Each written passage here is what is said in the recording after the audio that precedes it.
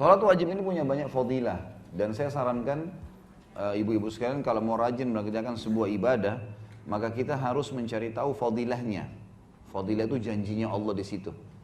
Jadi kalau ibu mau rajin sholat malam misalnya ya, caranya sederhana, sebelum tidur baca hadis-hadis tentang sholat malam. Nanti kita termotivasi bangun, karena ada sesuatu yang kita dapatkan. Jadi puncak daripada ibadah seorang muslim kalau dia mengejar apa yang dijadikan target dalam ibadah itu. Misal, bolehkah saya sholat malam karena ingin doa saya diijabah? Jawabannya bukan cuma boleh, memang harusnya begitu. Karena tujuan kita sholat mengejar apa yang sedang dijanjikan. Gitu kan? Bolehkah saya sholat duha supaya dipenuhi semua hajat saya, rezeki saya diluaskan? Boleh, karena memang hadisnya begitu. Hadis qudsi berbunyi, hadis sahih kata Nabi SAW, Allah berfirman, wahai anak Adam, rukulah untukku 4 rakaat di awal pagi, duha, maka kau akan penuhi hajatmu pada hari itu. Gitu kan? Kata para ulama, maksudnya adalah Allah akan berikan bagi dia kecukupan. Dan seterusnya. Jadi kita kejar target itu ya.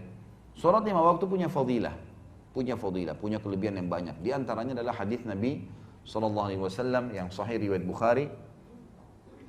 Bagaimana kalau di depan rumah salah seorang dari kalian ada sungai yang deras, sungai yang luas, airnya deras. Lalu kemudian kalian mandi 1 hari 5 kali. Tertinggalkah kotoran di badannya? Maka kata para sahabat, tidak ya Rasulullah. Kata Nabi SAW, itu perumpamaan 5 waktu sholat. Membersihkan dosa-dosa. Itu manfaat yang pertama, fadilah yang pertama, sholat 5 waktu pembersihan dosa. Jadi kita seperti absen. Ya. Kalau di sekolah, tempat kerja absen sama Allah. Dan orang yang paling besar pahalanya, orang yang sholat di awal waktu. Azan, sholat. Begitu azan, tinggalkan semua. HP, ya, aktivitas apapun, transaksi jual beli, apa saja tinggalin. Azan langsung sholat. Karena ada hadis Bukhari juga Muslim. Bukhari Muslim berbunyi, seorang sahabat bertanya, ya Rasulullah, perbuatan apa, ya, sholat apa yang paling afdal, perbuatan apa yang paling Allah cintai? Kata Nabi SAW, sholat di awal waktu. Azan, langsung sholat. Gitu kan. Ini fadilah yang lain juga tentunya ya.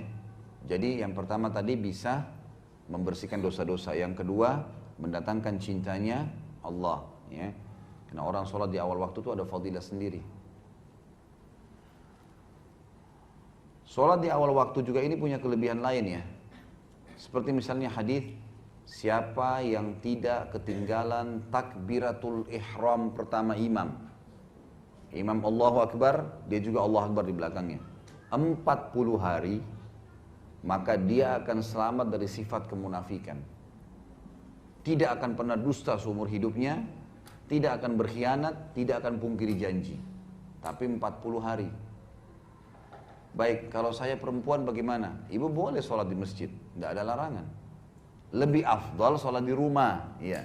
Tapi kalau masjid dekat rumah, ada musola, ada tempat perempuan, dapat, boleh saja, nggak ada larangan itu.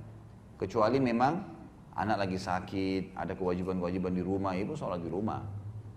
Azan, udah aktivitas. Ada masya Allah, saya temukan hampir setiap masjid atau musola di Indonesia yang saya mampir pasti ada ibu-ibu yang sholat di situ. Tentu lebih afdal sekali lagi di rumah ya. Tapi kalau dia mau kejar fadilah 40 hari ini, minimal ibu kerjakan sekali seumur hidup. Sekali seumur hidup. Kejar itu 40 hari. 40 hari itu imam subuh, duhur, asar, maghrib, isya, Allah Akbar, ibu di belakang Allah Akbar. 40 hari. Dijamin selamat dari sifat kemunafikan. Ada fadilahnya. Gitu kan.